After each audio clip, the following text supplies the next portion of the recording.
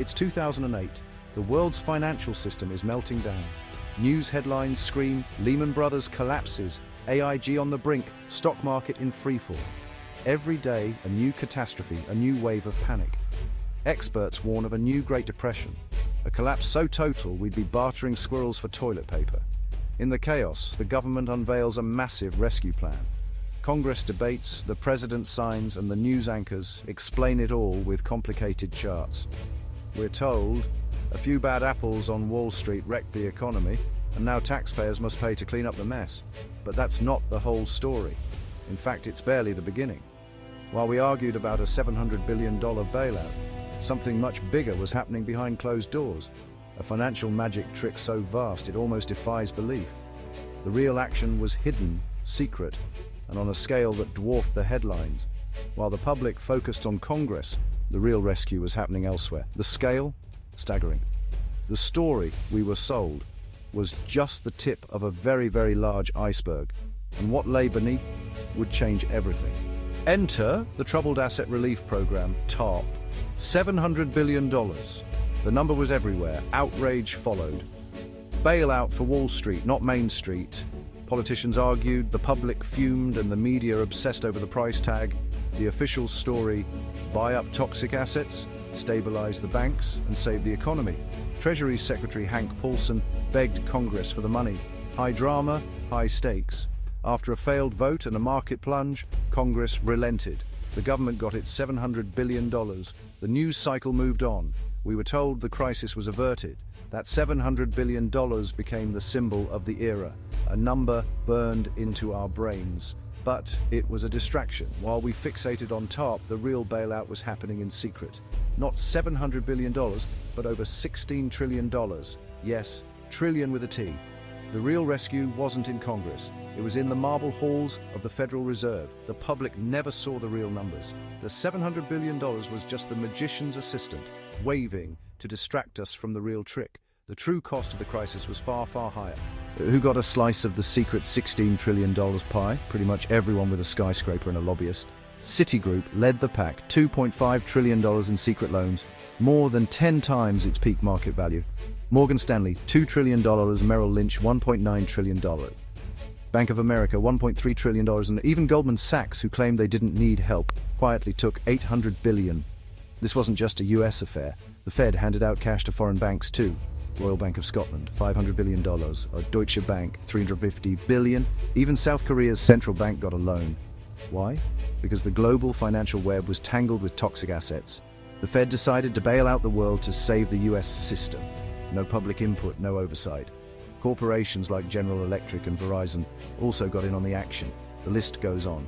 It was a global all-inclusive resort for the financially reckless.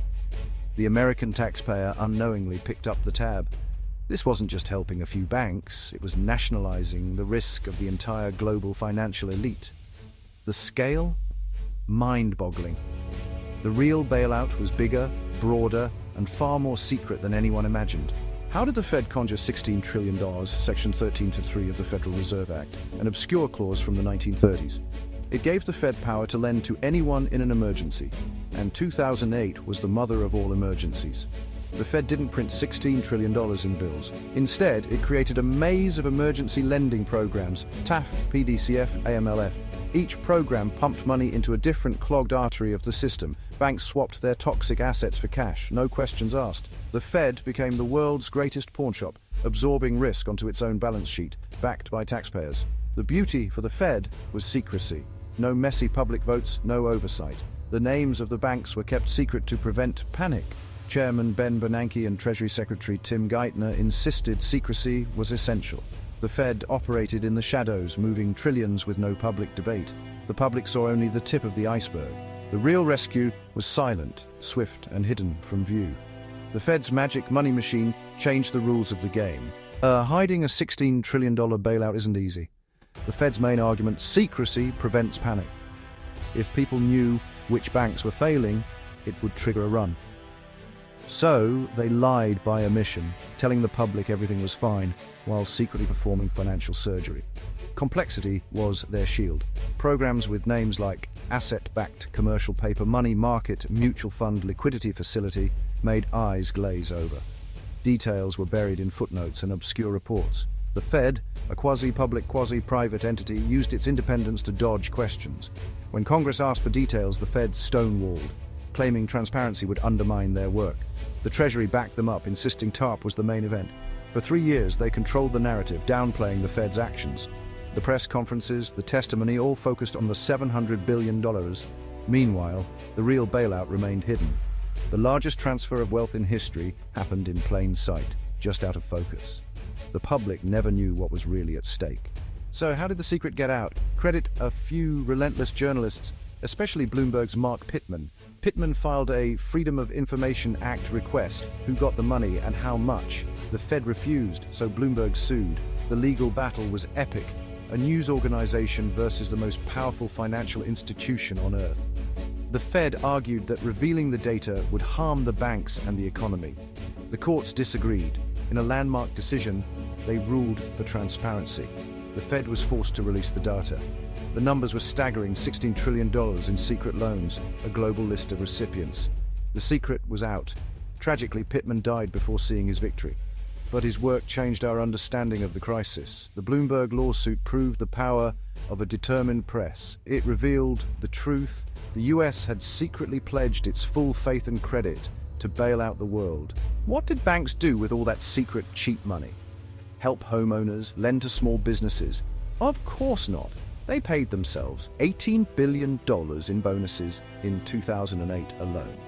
While millions lost jobs and homes, Wall Street rewarded the very people who caused the crisis. The logic?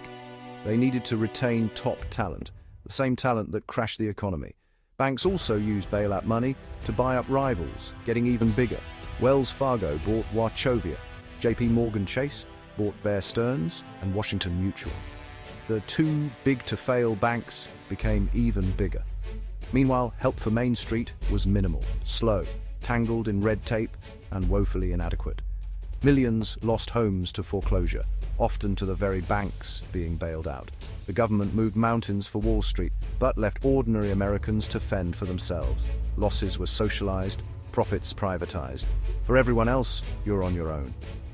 It was a profound betrayal of public trust. After a crisis fueled by mortgage fraud, you'd expect accountability, but not a single high-level Wall Street executive went to jail.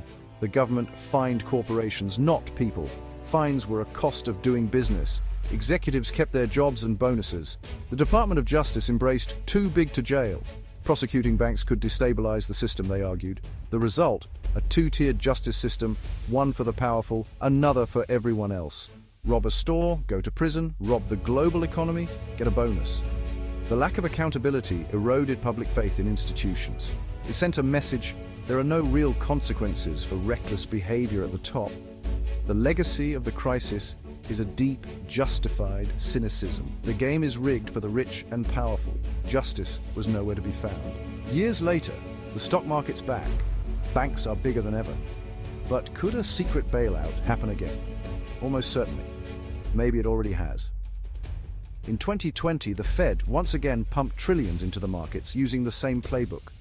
Some regulations were passed, but many have been weakened by bank lobbying. The biggest banks are still too big to fail, still a systemic risk. They know the government will catch them if they fall. The Fed's emergency lending powers remain intact. The playbook is written, tested, and ready for the next crisis. When the next meltdown comes, the secret money spigot will open again. Massive hidden interventions are now standard practice. The $16 trillion secret created a moral hazard of epic proportions. Until we break up the big banks and end too big to fail, we're just waiting for the next fire. And we know who will get the fire hoses and who will be left to burn.